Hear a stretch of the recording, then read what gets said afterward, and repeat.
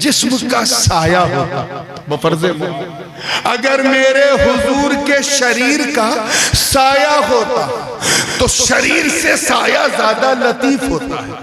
तो जैसे हमारा साया हमारे जिस्म से ज्यादा लतीफ, अगर नबी के जिस्म का साया होता तो वो पैकरे ज़ाते मुस्तफा से ज्यादा लतीफ होता, लतीफ होता, सॉफ्ट होता। और जब अल्लाह ने कारखाने कुदरत में अपने मुस्तफा के पैकर से ज्यादा लतीफ चीज बनाई ही नहीं, तो फिर मुस्तफा के शरीर का साया कैसे होता? उनकी आरा को अगर इसमें शामिल करके बात की जाए तो इसके 3 ऐसे तर्जुमे हैं जो बड़े बेमिसाल हैं और तीनों सही तर्जुमे। पहला तो ये कि नबी मोमिनीन की जान से ज्यादा करीब है। क्या बोलिए, क्या है? नबी मोमिनीन की जान से ज्यादा करीब है। यहां औला बमाना अकरब के, जान इतनी करीब है कि नजर नहीं आती। अब सोचो हुजूर कितने करीब है जो हमारी जान से ज्यादा करीब है। हुजूर शेखुल इस्लाम फरमाते हैं कि जो मेरी जान से ज्यादा करीब है मुझसे, उन्हें मैं ढूंढ रहा हूं, मुझे हुआ क्या है? एक तर्जमा तो इसका ये है, ठीक है, कैच कर लिया आप लोगों ने। आइए एक दूसरा तर्जमा, नबी मोमिनीन की जान से ज्यादा प्यारे, कीमती हैं, अहम हैं, बहुमूल्य हैं। जान इतनी कीमती होती है कि कोई किसी को देने को तैयार नहीं। अब सोचो हुजूर कितने महबूब हैं जो हमारी जान से ज्यादा महबूब। क्लियर हो गया? अब आइए एक तीसरा तर्जुमा भी जो बहुत ही राज है। ज्यादातर जो उलमाए मुतसव्विफीन हैं और जो अरबाबे तसव्वुफ और अरबाबे सुलूक हैं, उन्होंने तरजीह दी है, और वो ये है कि अन्नबिय्यु औला बिल मोमिनीन मिन अनफुसिहिम। नबी मोमिनीन की जान के मालिक,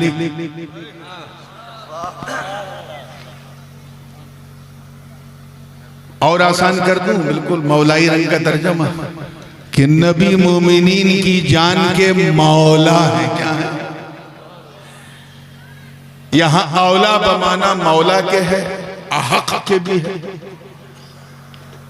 इसीलिए तो इस्लाम में खुदकुशी करना हराम है, क्योंकि हमने जान को अपनी चीज समझी। वो कब हमारी थी, उस पे तो अल्लाह और उसके रसूल का हक है। आइए पहले माने की तरफ, और जैसे आप सुनेंगे वैसे ही सुनाऊंगा। नबी मोमिनीन की जान से ज्यादा करीब है। क्या है?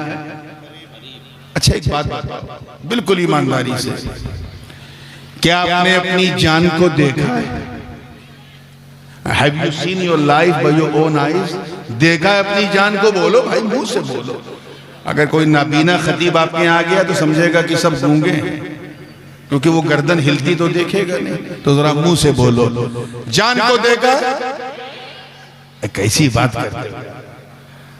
आजकल के नौजवानों के सामने ये ना कहना, वो तो चलते फिरते कहते वो देखो मेरी जान जा रही है। अगर कोई ऐसी बकवास करे कि मेरी जान जा रही है तो कुछ झगड़ा मत करना, हाथ उठा के आमीन कह देना ताकि चली जाए। तमाशा बना रखा है, जान ना हुई खेल हो गया। आइए मुस्कुरा के थोड़ा फ्रेश हुए हैं तो जहन को वहीं लाइए। आइए जान मैं दिखाता हूं, कैसे दावा करने नहीं देखा। एक चूंटी भी अगर पांव में काट ले, मच्छर तो बहुत बड़ी बात है, तो उफ निकलता है। अगर किसी ने डॉक्टर ने इंजेक्शन लगाया, दर्द हुई, तकलीफ हुई, तो क्या कहते हैं आप? ए डॉक्टर साहब जरा आराम से। आपने तो ऐसा लगाया जैसे लगा जान निकल गई। कहते हो ना, अपनी जबान में बोलते हो ना, आपने ऐसा कांटा चुभाया कि जान निकल गई। ये जान निकल गई हम क्यों कहते हैं? बिला वजह नहीं कहते, इसलिए कहते हैं क्योंकि वहां जान है। तवज्जो चाहूंगा, यही समझाना चाह रहा हूं। पांव में कांटा चुभा, दर्द हुआ, लगा जान निकल गई क्योंकि वहां जान है। रान पे तकलीफ हुई क्योंकि यहां जान है। पेट में तकलीफ हुई, दर्द हुई क्योंकि वहां जान है। किसी ने सर में कुछ तकलीफ पहुंचाई, पत्थर मारा या कुछ भी किया, तकलीफ हुई, क्यों हुई? क्योंकि वहां जान है। बाल काटो या नाखून काटो तो दर्द होता है? बोलिए नहीं होता। क्यों? क्योंकि वहां जान नहीं है। अल्लाह करे आप समझ जाए। तो दर्द वही है जहां जान, एहसास वही है जहां जान है, और शरीयत का हुक्म भी वही है जहां जान है। नाखून में दर्द नहीं क्योंकि बेजान है, बाल में दर्द नहीं बेजान है, कपड़ा कोई खींचेगा तो तकलीफ बेजान है।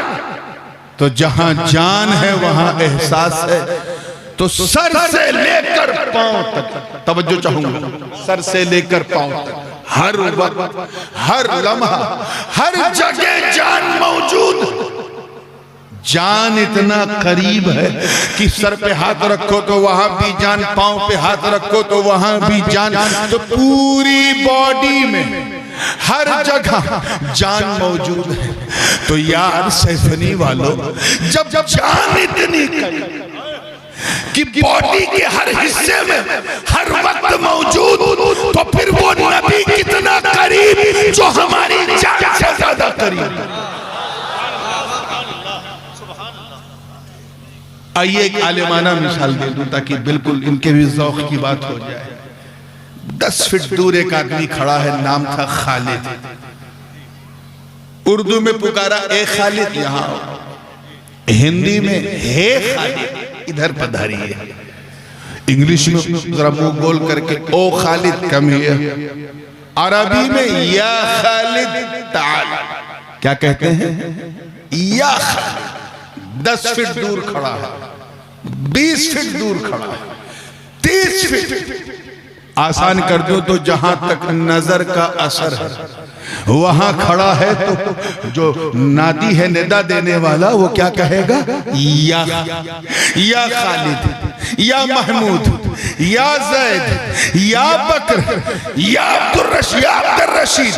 सामने 10 फीट, 20 फीट, 30 फीट, 40 फीट दूर खड़े इंसान को जब हम या कह के पुकारते हैं, कोई मौलवी फतवा नहीं देता, तो मुझे बताओ उस नबी को हम या रसूल अल्लाह क्यों ना कहें जो हमारी जान से ज्यादा करीब।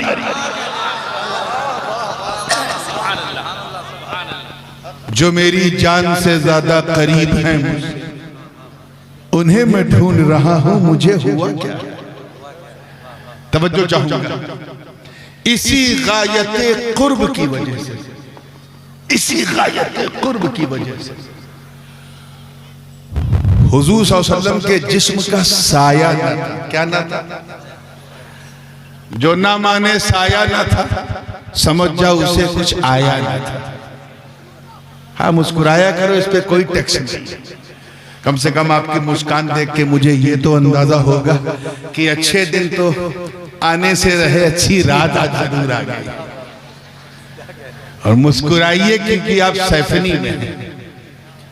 अल्लाह ये मुस्कान आपके चेहरों पर सलामत रखे। बिल्कुल तवज्जो से सुनिएगा। मुजद्दिद अल-फसानी, इमाम रब्बानी हजरत शेख अहमद सरहंदी नक्शबंदी फारूकी रहमतुल्लाह ताला अलैह हुजूर के पैकरे बेसाया पर बड़ी प्यारी गुफ्तगू फरमाते हैं। दूसरी जिल्द मकतूबात में फरमाते हैं कि ला ज़िल्ल लहू, तवज्जो रहे, उनके जिस्म का साया न था। क्यों न था? क्योंकि एक चीज होती है लताफत और एक चीज होती है कसाफत। क्या? ये तो स्टेज वाले कैच कर लेंगे, मैं आपके लिए बताऊं। एक चीज है सॉफ्टनेस और एक है हार्डनेस। एक चीज है जो अब हयूला सूरत जिसमें तो आप समझेंगे नहीं इसलिए मैं ऐसी मिसाल देना चाह रहा हूं। एक चीज वो है जो दिख रही है, एक चीज वो है जो नहीं दिख रही, गैर मरई है ना। चलिए मैं एक मिसाल दे देता हूँ। बहुत सी चीजें ऐसी होती हैं जो मिसाल से ज्यादा क्लियर हो जाती है। मिसाल के तौर पे ये मुंह है, इसका एक खास हय्यिज़ तबई, एक मकान है, एक जगह है, फिक्स है। नाक के नीचे ठुड्डी के ऊपर दो गाल के बीच में क्या है? बोलिए यार, मुंह से बोलना है।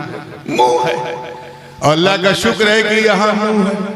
अगर ना होता तो हम किसे अपना मुंह दिखाते। मैं आपसे बात कर रहा हूं तो ये आवाज कहां से निकल रही है? मुंह से निकल रही है।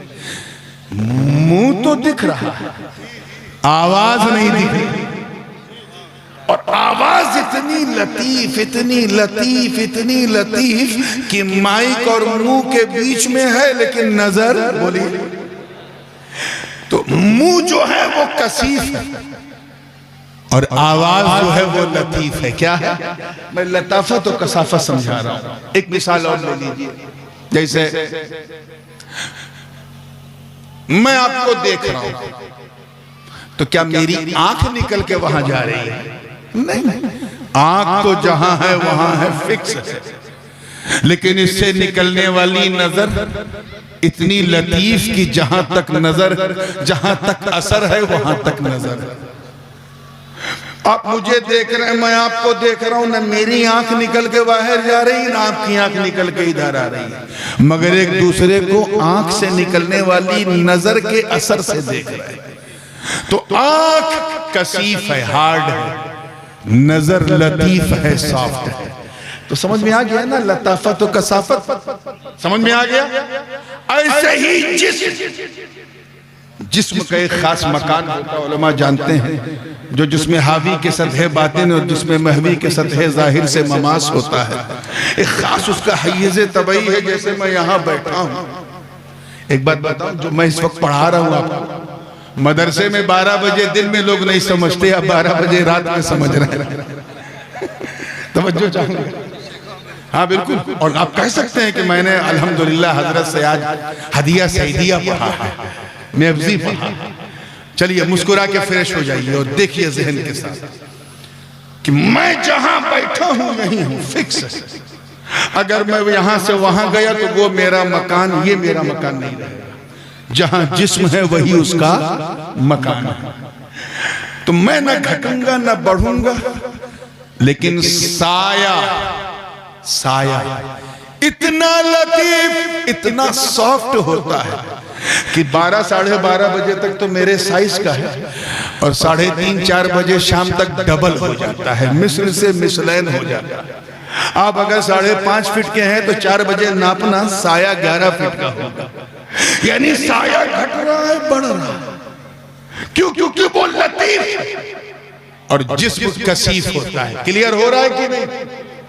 तो अब सवाल यहां पैदा कि साया इतना लतीफ, इतना लतीफ, इतना सॉफ्ट कि कोई अपने पांव से अपने साये को मारे, साया शिकायत नहीं करेगा। कयामत के दिन गिरेबान नहीं पकड़ेगा, क्योंकि वो लतीफ। तो हमारा जिस्म कसीफ है, साया लतीफ है। लोहा कसीफ है, इसका साया लतीफ है। तौलिया कसीफ है, इसकी परछाई लतीफ है। लोहा, पत्थर, हर चीज, ये जितने भी जिस्म है, ये सब सायादार है। साया लतीफ है, जिस्म जोर से बोलो कसीफ है, हार्ड है। अगर नबी के जिस्म का साया होता, बफर्ज़े अगर मेरे हुजूर के शरीर का साया होता तो शरीर से साया ज्यादा लतीफ होता है। तो जैसे हमारा साया हमारे जिस्म से ज्यादा लतीफ, अगर नबी के जिस्म का साया होता तो वो पैकरे ज़ाते मुस्तफा से ज्यादा लतीफ होता, लतीफ होता, सॉफ्ट होता। और जब अल्लाह ने कारखाने कुदरत में अपने मुस्तफा के पैकर से ज्यादा लतीफ चीज बनाई ही नहीं, तो फिर मुस्तफा के शरीर का साया कैसे होता। बड़े लतीफ हैं, नाजुक से घर में रहते हैं, मेरे हुजूर मेरी चश्मे तर में रहते हैं, हमारे दिल में हमारे जिगर में रहते हैं, उन्हीं के घर हैं ये, वो अपने घर में रहते हैं। इसी गायत लताफत की वजह से हुजूर हर जगह मौजूद है, हर जगह मौजूद, हर हाल में मौजूद, मदीने में भी मौजूद है, सुन्नियों के सीने में भी मौजूद। कुछ बात अगर मैं धीरे से कहूं लेकिन पावरफुल हो तो जोर से सुभान अल्लाह कह दिया कर। मदीने में भी मौजूद, सुन्नियों के सीने में। आप जरा सोचो, कहां मेरे नबी का मदीना सल्लल्लाहु अलैहि वसल्लम और कहां सैफिनी का कब्रिस्तान। हुजूर आते हैं कि नहीं? है चचा, आपके सामने है बच्चा, तवज्जो। कहां मदीना और कहा ये सैफिनी का कब्रिस्तान। आते हैं कि नहीं कब्र में? बताओ, जोर से बोलो। आते हैं ना? कोई रोक पाता? बीच में हिंद महासागर की लहरें, कोई रोक पाया? जद्दा की बड़ी बड़ी बिल्डिंग, बंबई, पूरा एशिया, पूरा रेगिस्तान, हुजूर कब्र में आए कि नहीं आए? आते हैं कि नहीं? तो जरा इनको समझाओ यार, समझाओ कि जब मेरे नबी हम गरीबों की कब्रों में आने से हिंद महासागर की लहरें न रोक सकी, तो हम गरीबों के जलसे में आने से कौन रोकेगा?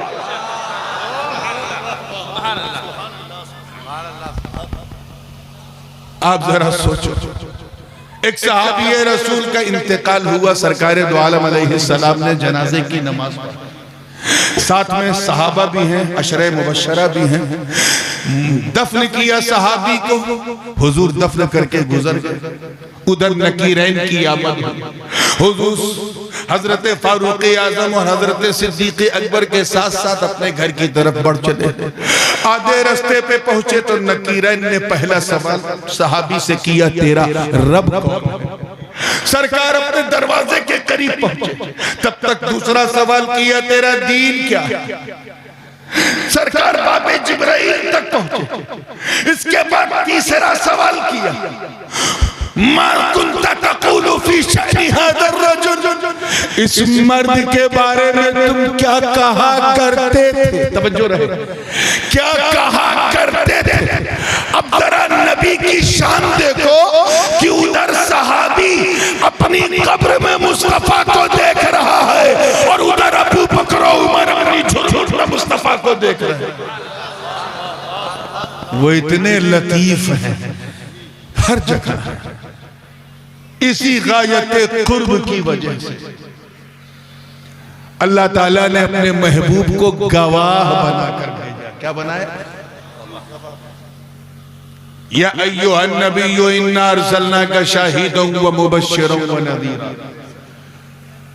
ऐ छुपी बात बताने वाले, हमने आपको गवाह बनाकर भेजा।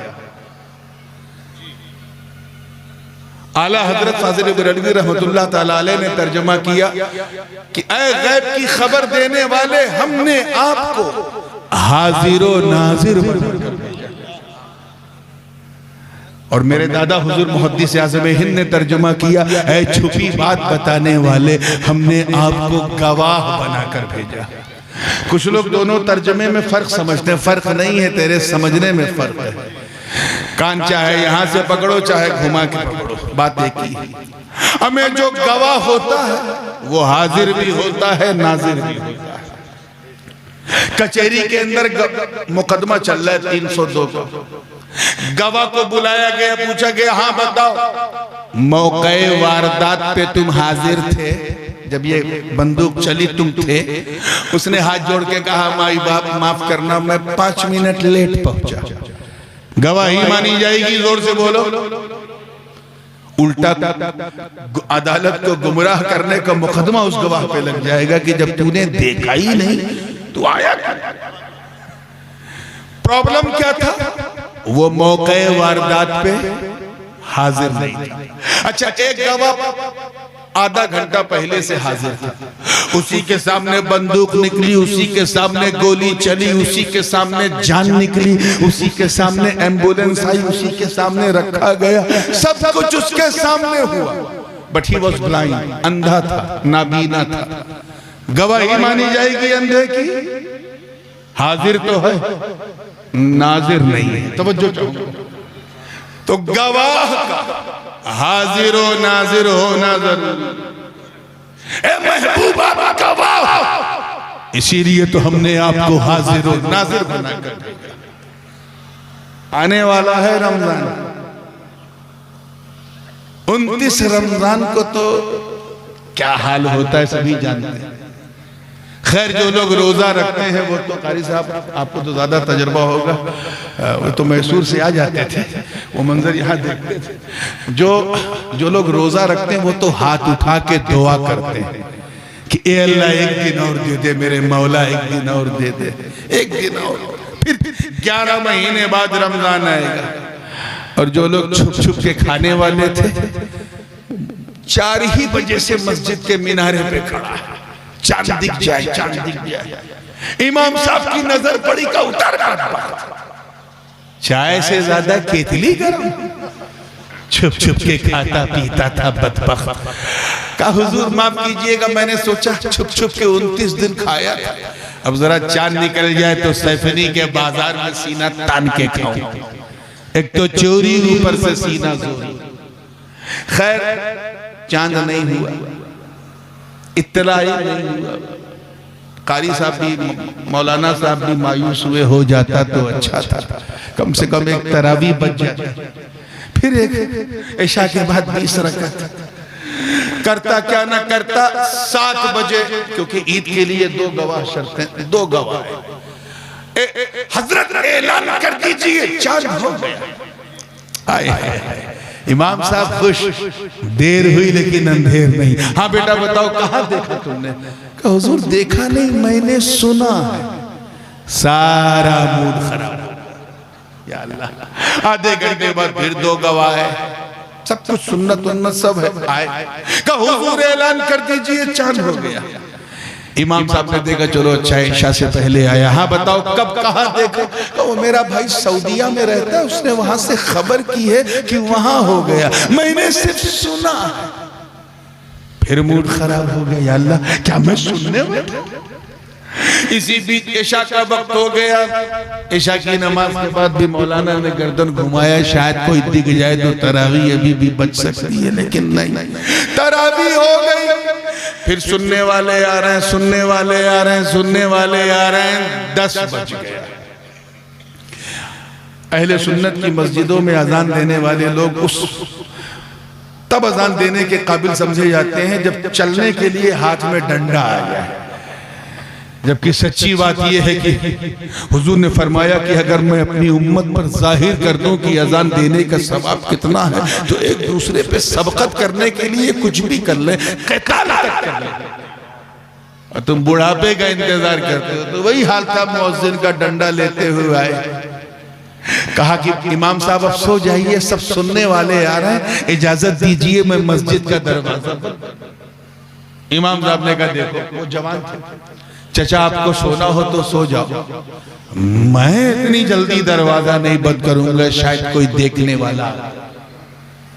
10:30 बजे फिर 2 गवाह, सर पे सुन्नत सजाए हैं, चेहरे पे दाढ़ी रखाए हैं। इमाम साहब ऐलान कर दीजिए चांद हो गया। और इमाम साहब अंदर अंदर जले भुने बैठे, लगता है ये भी सुन के आ रहा है। तो पहले ही बोल दिया, क्या तुमने भी सुना है?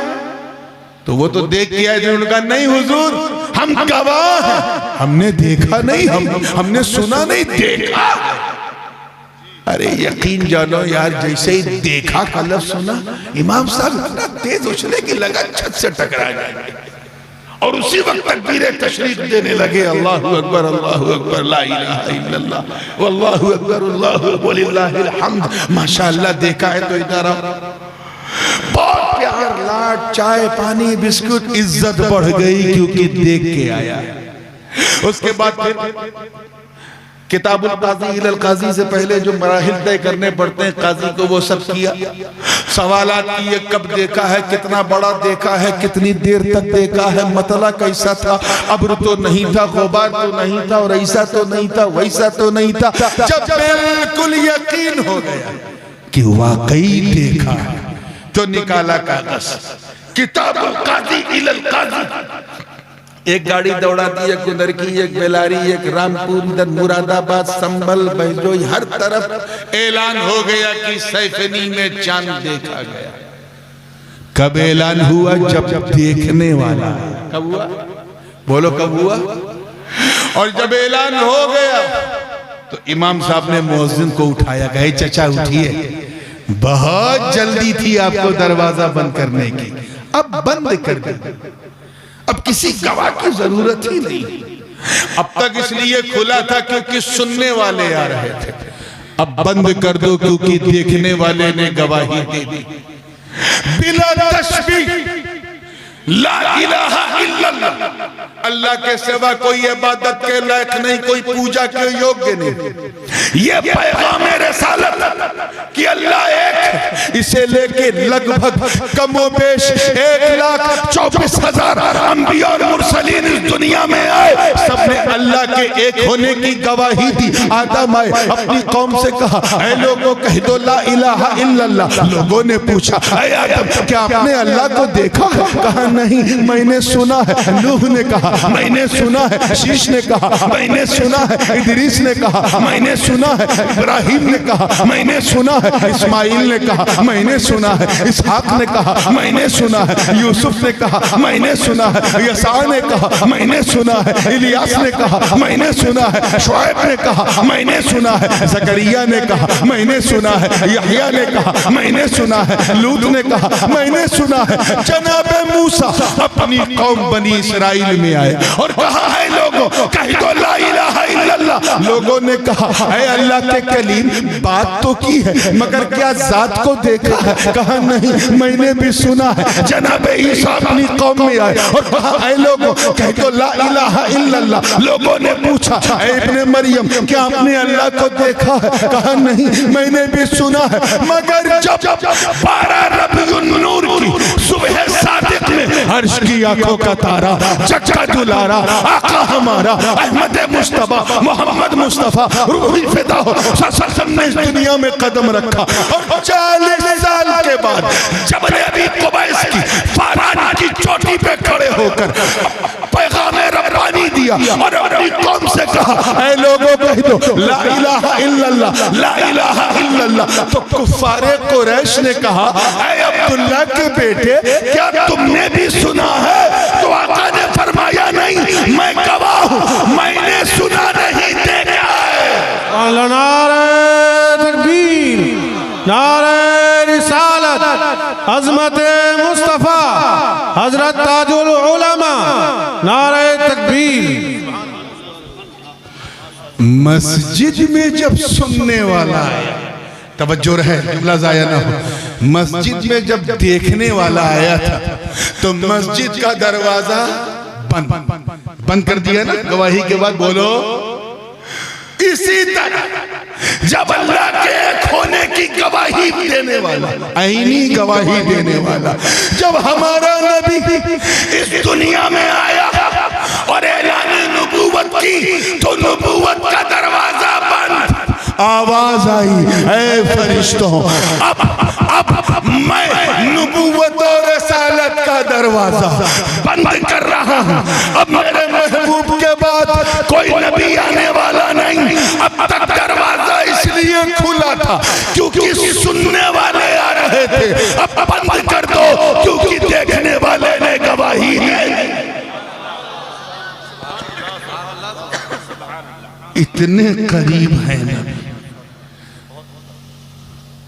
वकज़ालिक जअलनाकुम उम्मतन वसतन लितकूनू शुहदाअ अलन्नास वयकून अर्रसूलु अलैकुम शहीदा। इतने करीब है मुस्तफा, इसीलिए तो सबके हबीब हैं मुस्तफा।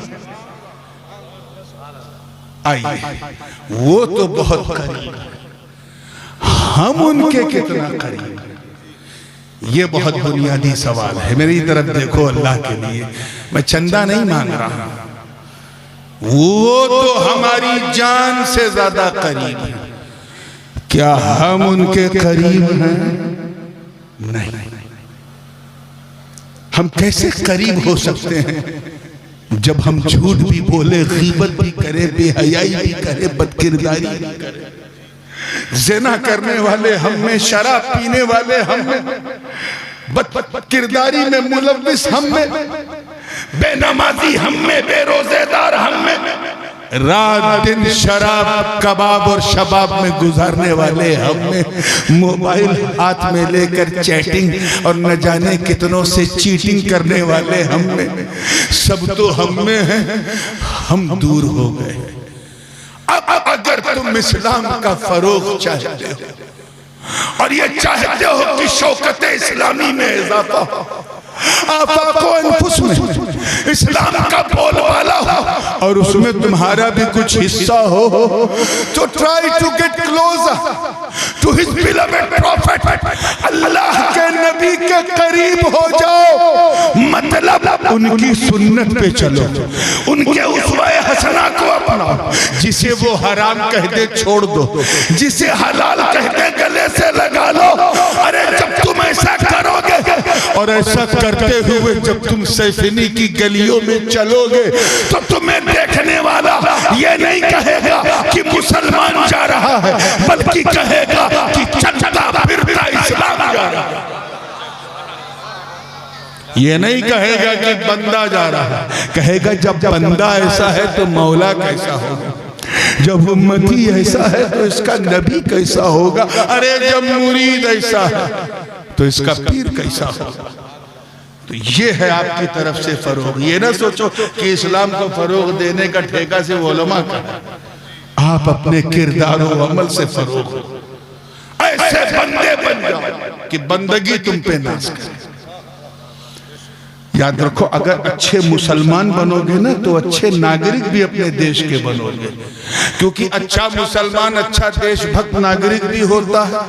अच्छा मुसलमान अपने मुल्क का भी वफादार होता है, अपने घर वालों का भी वफादार, अपने रिश्तेदारों का भी वफादार।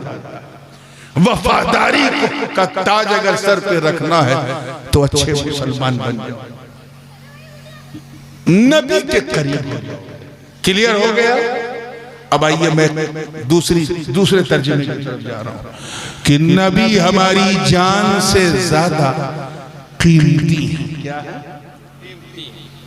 मजा नहीं आ रहा यार, हम लोग किसी चहलम या तीजे की महफिल में नहीं बैठे, ईमान का नतीजे की महफिल। बिल्कुल होशियारी से। कारी साहब तो अपनी जिम्मेदारी से दस्तबरदार हैं, लेकिन आप न रहिए, है ना, बोलिए हौसले से। दूसरे तर्जुमे की तरफ आ रहा हूं, इजाजत है? आई। नबी मोमिनीन की जान से ज्यादा महबूब है कीमती। आप जरा सोचो, अभी मैं एक मिसाल दे रहा था मुंह की, कितनी कीमती चीज है मुंह। अगर ये मुंह यहां ना होता तो हम किसी को मुंह दिखाने लायक ना होते। अल्लाह ने कितना एहसान किया हम कि हमें इंसान बनाया। क्या बनाया? जोर से बोलो। इंसान बनाया। कादिर मुतलक है, कुछ भी बना देता, आप क्या कर लेते? करम बालाए करम ये कि सिर्फ इंसान ही नहीं, मुसलमान बनाया। बेशक, सुभान अल्लाह, सुभान अल्लाह। और उस पर करम जब अपने चरम पे पहुंचा तो एहसान की हद हो गई कि उसने सिर्फ मुसलमान ही नहीं बल्कि गुलामे हबीबे रहमान बनाया। सुभान अल्लाह, सुभान अल्लाह। यानी किसी और नबी का उम्मती नहीं बनाया, बल्कि उनका उम्मती बनाया जिनके सदक़े में सारा जहान बनाया। बेशक, बेशक। और अगर मैं अपने घर वालों की तरफ से एक तहदीस नेमत जाहिर करूं तो ये कि अल्लाह ने अपनी जनाब अपनी फातिमा की हमें संतान बनाया। बेशक। इतना एहसान। मुंह दिया जिससे हम बोलते हैं, आंख दिया जिससे हम देखते हैं, नाक दिया जिससे हम सूंघते हैं, कान दिया जिससे हम सुनते हैं, हाथ दिया जिससे हम छूते भी हैं, खाते भी हैं, अल्लाह जाने क्या क्या करते हैं, पाँव दिया जिससे हम चलते हैं, धड़कन दी जिसकी धड़कन से हम जीते हैं। ये सब एहसान है कि नहीं? जरा जोर से बोलो। बेशक। मगर कुरान की आयतें बय्यिनात गवाह हैं। अल्लाह ने ये एहसान करके जताया नहीं कि हमने ये देकर एहसान किया, वो देकर एहसान किया, मुंह देकर एहसान किया, जताया नहीं। मदरसे का चंदा हो रहा था, जो मौलिन थे, नाजिम थे, वो एक सवाए 100 रुपया दिया और वहीं खड़े रह गए। कहा भाई अब जाइए, आप दे चुके। नहीं, पहले मेरा नाम लीजिए। तो एक तो होता एहसान करना, एक होता एहसान जताना। करना और है, जताना और है, और यही और काबिले गौर है। अल्लाह ने एहसान पर एहसान किया। बरको समर बनाया हमारे लिए, शम्सो कमर बनाया हमारे लिए, खुशकोतर बनाया हमारे लिए, शामो सहर बनाया हमारे लिए, लालो गोहर बनाया हमारे लिए, सीमो जर बनाया हमारे लिए, जमीन के अंदर मादनियात बख्शी हमारे लिए, समंदर में बहारें हमारे लिए, सारी नेमतें हमारे लिए। इतना एहसान किया, मगर कहीं रब ताला ने नहीं फरमाया कि मैंने आंख बनाकर एहसान किया, मुंह बनाकर एहसान किया, चांद बनाकर एहसान किया, सूरज बनाकर एहसान किया। नो डाउट, लेकिन रब ताला ने जताया नहीं, जताया नहीं। दिल बनाकर एहसान किया मगर जताया नहीं। जान दे के एहसान किया मगर, बोलिए, जताया नहीं। इधर वाले अभी आप फारिग नहीं हुए हैं, अभी अकल सालिम रख के बोल, आप भी बोल दीजिए जताया नहीं है। तवज्जो चाहूंगा, फारिगुल बाल पूरी मुस्कुराए हैं। तो आइए इसी जुमले पर मैं चाहता हूं कि आप इसे ऐसा कैच कर लें कि सीना मदीना बन जाए।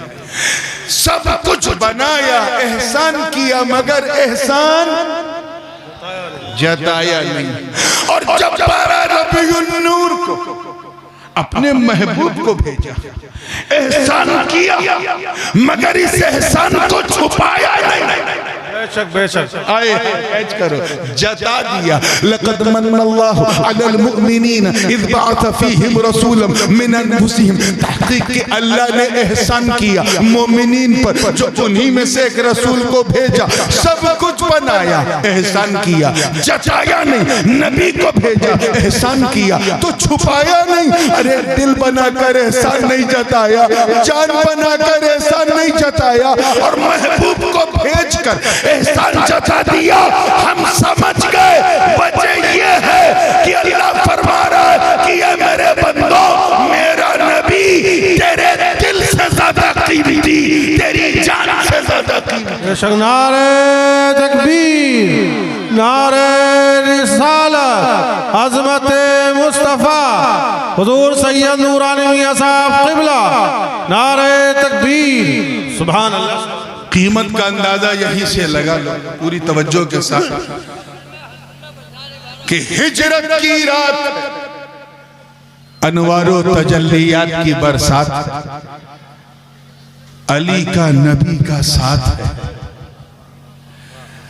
अरे यार अब तो कह दो वल्लाह क्या बात है।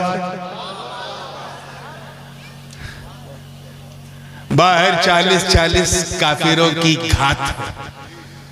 वाकया बहुत मशहूर है, वाकया निगारी मकसूद नहीं, सिर्फ टच करके आगे बढ़ूंगा कि नबी कितने कीमती हैं अंदाजा।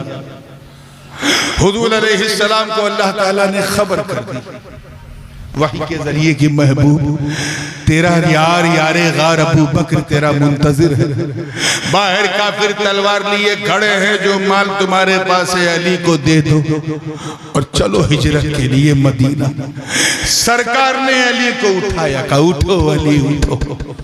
बहुत आप में आया तो हैदरी रंग छाया था, अब देखना है कैसा हैदरी रंग। उठो अली उठो। मौला अली उठ गए। क्या बात है सरकार? का अल्लाह का हुक्म हो गया है, मुझे रात ही रात निकलना है। अबू बकर मेरे मुंतजिर है। मैंने तुम्हें इसलिए उठाया कि तुम मेरे पास कुछ अमानतें हैं काफिरों की। ये काफिर भी बड़े अजीब थे, हुजूर पर ईमान नहीं लाए, लेकिन हुजूर से ज्यादा ईमानदार किसी को नहीं समझते। अपना माल सरकार के पास रखते थे, बीवी के पास भी नहीं भरोसा था कि कहीं अपने मैके में पास न कर दे। सरकार जो लेते थे वही लौटाते थे। नबी ने फरमाया वो मुझ पे भरोसा करते थे, ऐ अली मैं तुझ पे भरोसा करता। समझो चाहूंगा, ये अमानतें अपने पास रखो। सुबह उठना, जिनकी जिनकी अमानतें हैं बांटना, फिर मदीने आके मिलना। अली नबी के बिस्तर पे सो गए, हुजूर निकल गए। वो एक अलग वाकया है, किसी मौके पे उसे बयान करूंगा। मौला अली क्या कहते हैं वो सुनो। जब दूसरे दिन उनसे पूछा गया कि आप नबी के साथ गए नहीं और सो रहे थे, तो वजूहात बयान करते करते फरमाया एक चीज और सुनो कि मैं उस रात इन्नी निम्तु तिलकल लैला मा निम्तु मिन क़ब्ल क़त्तु, उस रात में इतनी गहरी नींद सोया कि पूरी जिंदगी मुझे ऐसी मीठी नींद ही नहीं आई। अरे यार, मौत की जद में अली का बिस्तर, और अली कह रहे हैं I slept deeply, I couldn't sleep in my whole life in such kind of sleepness. ऐसा मैं सोया ही नहीं। दो पुलिस वाले बेचारे अगर किसी के घर 2 बजे रात में दरवाजा खटखटा दे, चाहे बेचारे चाय ही पीने आए हों, जैसे ही वर्दी देखा चेहरे पे जर्दी आ जाती है। पुलिस आई तो क्यों आई, कैसे आई, मामला क्या है, 2 बजे आई। और अली की जुर्रत देखो, सैफनी वाला फरमाते हैं मैं इतनी गहरी नींद सोया कि कभी ऐसी नींद ही नहीं। पूछने वाले ने पूछा राज क्या है? का राज ये है कि मेरी जिंदगी की जमानत नबी ने ली। का नबी ने ली? वो कैसे? का नबी ने फरमाया ऐ अली सो जा, सुबह उठना, अमानतें बांटना, फिर मदीने आके मिलना। मैं समझ गया उठने के लिए सोना जरूरी है, मदीने आने के लिए जिंदा रहना जरूरी है। मैं समझ गया कि अबू तालिब के बेटे को मौत कभी भी आ सकती है, मगर आज की रात नहीं आएगी, क्योंकि मेरी जिंदगी की जमानत नबी ने ले ली। किसने ले ली? अब यहां तक तो वाकया है, मेरा जी चाह रहा है कि अपने वालिद गिरामी हुजूर गाजी मिल्लत का एक खास नुक्ता, एक खास नतीजा, बल्कि एक खास जुमला इस हवाले से, और वो इसलिए क्योंकि मैं हुजूर गाजी मिल्लत के जुमलों का अमीन भी हूं, उनका फितरी जानशीन भी हूं, तो मैं वो तबर्रुक देना चाह रहा हूं। तैयार हो? जिंदगी के साथ देखो, पूरे हौसले के साथ। हजरत फरमाते हैं कि जिसकी जमानत, जिसकी बोलिए, जिसकी जमानत नबी ले ले वो अली होता है अली, और जिसकी जमानत अली ले ले वो वली होता है वली। नारे तकबीर, नारे रिसालत, नारे हैदरी, हुजूर नूरानी मियां साहब क़िबला, नारे तकबीर, सुभान अल्लाह। मगर यार इश्क अपनी जगह, अक्ल तो अय्यार है। अक्ल ने इश्क अली से पूछा ऐ अली ये क्या गजब था, आप नबी के बिस्तर पे सोए थे, काफिरों ने आपको घेर लिया, आपको कुछ हो भी सकता था। तो इश्क मुर्तज़वी ने जवाब दिया, अली के इश्क ने जवाब दिया, बंदे जान ही जाती ना, अरे मेरा नबी तो मेरी जान से ज्यादा कीमती है। हुजूर आगे बढ़े। अब कई हदीसें हैं, सबका एक मजमून वाक़या, बहुत तेजी से बात को समेट रहा हूं। जब गारे जबले सौर के नजदीक पहुंचे तो सरकार के कदमों शरीफैन के निशान पत्थर पे पड़ रहे थे। सरकार थकावट भी महसूस कर रहे थे जिस्मानी तौर पे, जो बशरी तकाजा है। सिद्दीक़ अकबर ने अर्ज किया, हुजूर आप चल रहे हैं, निशान पड़ रहे हैं, पीछे काफिर हमारा पीछा कर लेंगे। सरकार अगर आप इजाजत दें तो मैं आपको उठा लूं। उठा के एक माला 2 माला नहीं चढ़ना था, पूरा जबले सौर एक माँ अपने 6 माह के बच्चे को भी गोद में लेके ज्यादा दूर तक नहीं चढ़ पाती।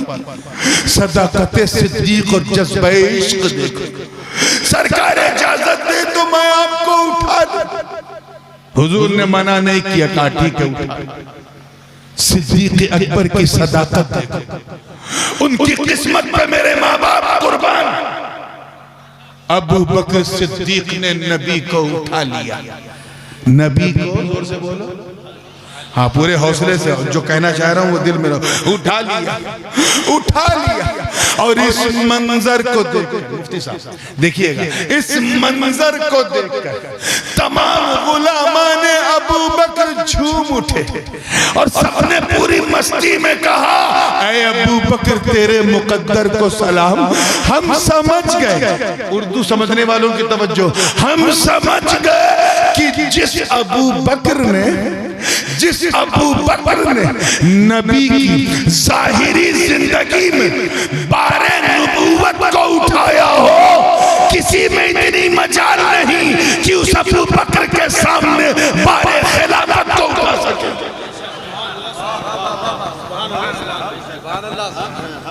अच्छा यहाँ तो हुजूर ने मना कर दिया, मना नहीं किया, अबू बकर ने उठा लिया रज़ी अल्लाह अन्हु। एक मौका ऐसा आया था जब नबी ने मना कर दिया था और वो फतेह मक्का में हुआ। ऐलाने तौलका हुआ, सब अपने अपने घरों से फ्री हुए और उसके बाद फिर नबी ने अली का हाथ पकड़ा और कहा, अली अभी एक मरहला बाकी, चल तेरे जन्म खाने जहां तू पैदा हुआ, अंदर बड़े बड़े 360 थे यार। अब मुझे कुल ना कहना पड़े और आप कुल समझ जाओ तो मजा आ जाए। 360 थे, तोड़ तोड़ के सबको उनकी सही जगह पहुंचा दिया। एक जरा ऊपर था, हुजूर ने उछल के तोड़ने की कोशिश की, हाथ नहीं पहुंचा। अली और कद में पछता थे, उनका भी हाथ नहीं पहुंचा। तो अली ने अर्ज किया, हुजूर अगर आप इजाजत दें तो मैं आपको उठा लूं, आप मेरे कांधे पे पांव रख करके खड़े हो जाएं और तोड़ दें।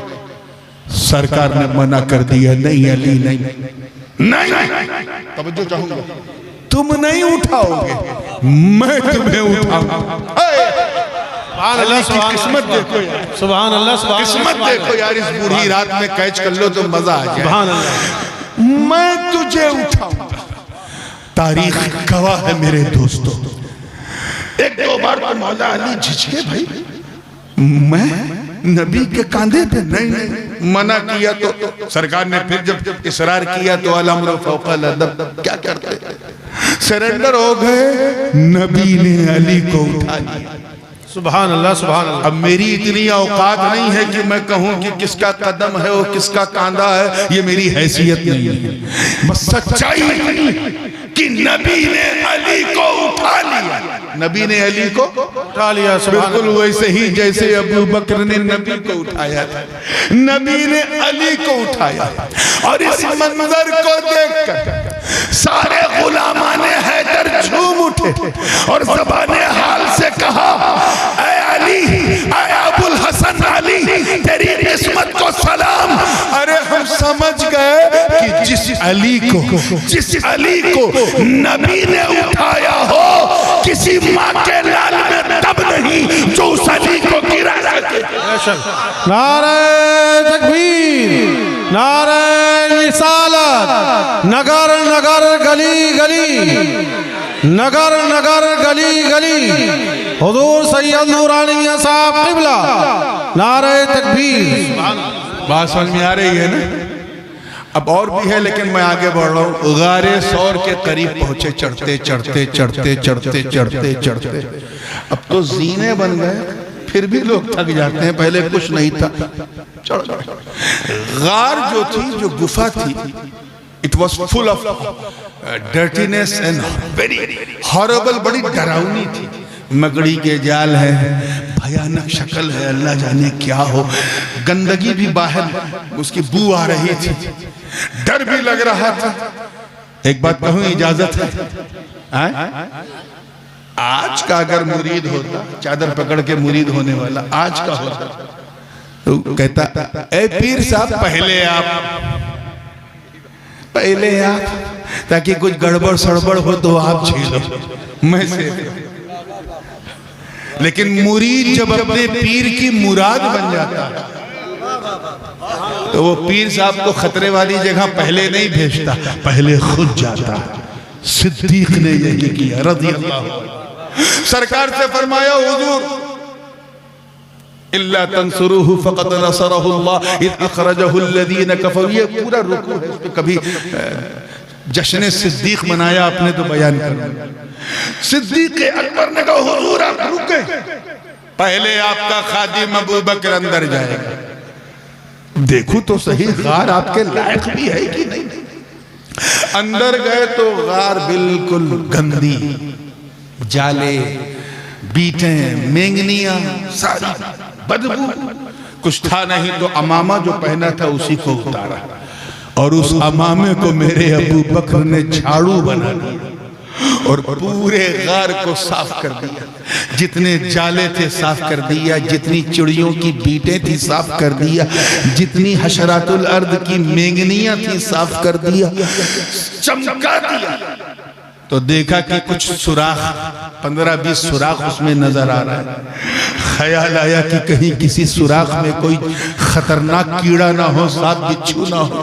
तो फिर उसी अमामे के कपड़े को फाड़ फाड़ कर उन सारे सुराखों को भर दिया।